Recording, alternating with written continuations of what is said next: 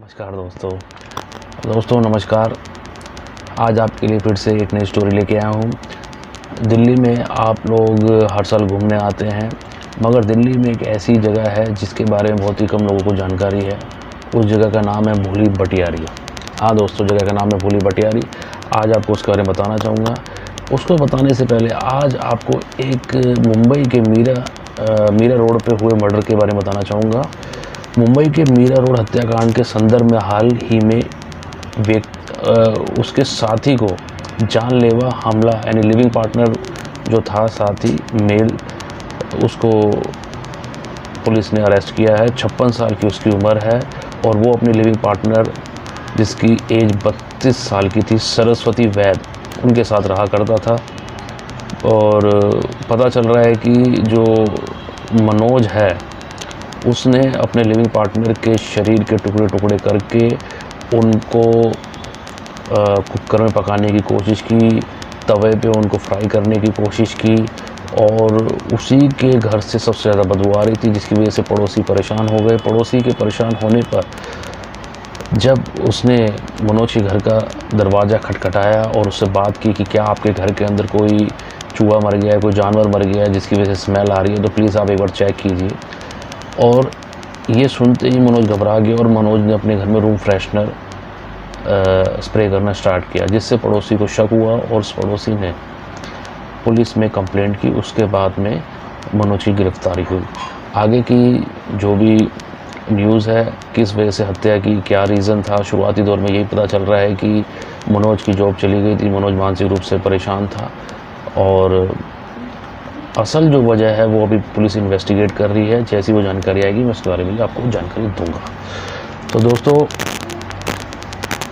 आगे बढ़ते हैं आज की कहानी पर।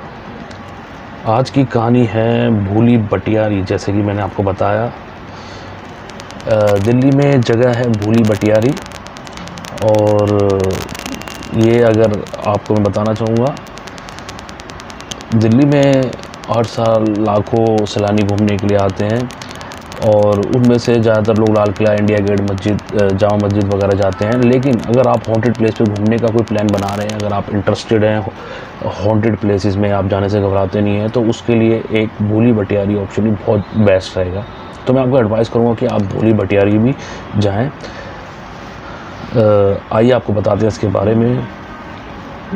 सबसे पहले मैं आपको इसकी हिस्ट्री बता देता हूँ कि भूली भटियारी का जो हिस्ट्री है वो क्या है। और भूली भटियारी जो 14वीं शताब्दी में इसका जो निर्माण हुआ था वो 14th सेंचुरी में हुआ था। ये महल दिल्ली में सेंट्रल रिजर्व फॉरेस्ट में स्थित है। कहा जाता है कि उस समय तुगलक शासक इसे शिकार लॉज के रूप में इसका इस्तेमाल किया करते थे और इसी स्थान पर जानवरों को मार कर भी रखा जाता था। लेकिन तुगलक शासकों के बाद ये महल खंडर के रूप में तब्दील हो गया और लोगों के अनुसार यहाँ पर ये जगह डरावनी बन गई और जहाँ से बहुत ही अजीबोगरीब आवाज़ें सुनाई देती है। यह जगह दिन में भी काफ़ी डरावनी लगती है, इसलिए इसे दूर दूर से लोग देखने आते हैं।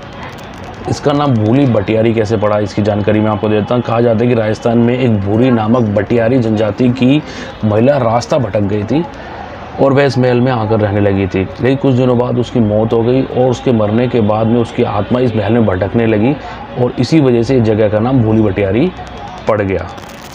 अब इसका इतिहास दोस्तों ये है कि ये इमारत जो है कम से कम 700 साल पुरानी है, जो इस्लामिक विरासत का एक नमूना है। इस महल का नाम दिल्ली के डरावने स्थलों में शामिल है। अगर इस महल की वास्तुकला की बात करें, भूली भटियारी महल लाल पत्थर से बना हुआ है। शिकारगाह हुआ करता था ये मुग़लों का।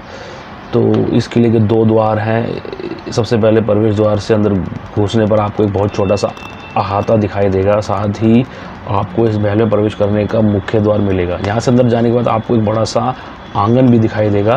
इसके अलावा आंगन के चारों ओर छोटे कमरे बने हुए हैं। इस महल की उत्तर की ओर सीढ़ियाँ बनी हुई हैं जो आपको एक चबूतरे की तरफ लेकर जाती है और ये महल अब लोगों के लिए हॉन्टेड महल बन गया है। रात में लोगों का कुछ मिथ हैं इस महल को लेकर। बताया जाता है कि रात होते ही यहाँ पर अजीबोगरीब आवाज़ें सुनाई देती है रात होने पर, और ये जगह अंधेरे में और भी डरावनी लगती है, इसलिए रात को यहाँ दूर दूर तक कोई नहीं भटकता। कुछ लोगों का मानना है कि इस महल में अजीबोगरीब भूतहा घटनाएं बहुत होती है। यहाँ से कुछ जानवरों की आवाज़ें आती है, इसलिए इस जगह को डरावना कहा जाता है। अगर आप यहाँ पर जाना चाहते हैं, एक बार देखना चाहते हैं, एक्सपीरियंस करना चाहते हैं इस जगह के बारे में, तो मैं आपको बताना चाहूँगा, आप अगर मेट्रो से भी जा सकते हैं। मेट्रो से अगर आप जाते हैं तो आप झंडे वाले मेट्रो स्टेशन पर आप उतर सकते हैं और वहाँ से वॉकिंग है, आप पैदल जा सकते हैं, अपनी कार से जा सकते हैं, रिक्शा ले सकते हैं। There are so many option available to go there अगर आप वहाँ जाना चाहते हैं। खुलने का समय बता देता हूँ, सुबह 9 से 5:30 का समय है खुलने का, और यहाँ पर जाने की कोई भी फ़ीस नहीं लगती है, बिल्कुल फ्री ऑफ कॉस्ट है। तो दोस्तों, अगर आप इसको एक्सपीरियंस करना चाहते हैं तो ज़रूर चाहिए। और मैं आपको बताना चाहूँगा, ये कहानी यहाँ ख़त्म होती है। अगर आपको ये कहानी अच्छी लगी तो लाइक, सब्सक्राइब, शेयर करना ना भूलें। और दोस्तों, ऐसी कहानियों के लिए आप मुझे अच्छा लगता है आपके लिए नई नई कहानी लेकर आना, आपके लिए नॉलेजेबल चीज़ें लेके आना। अगर आपको पसंद आए तो प्लीज़ चैनल को सब्सक्राइब ज़रूर कीजिए। Thank you so much.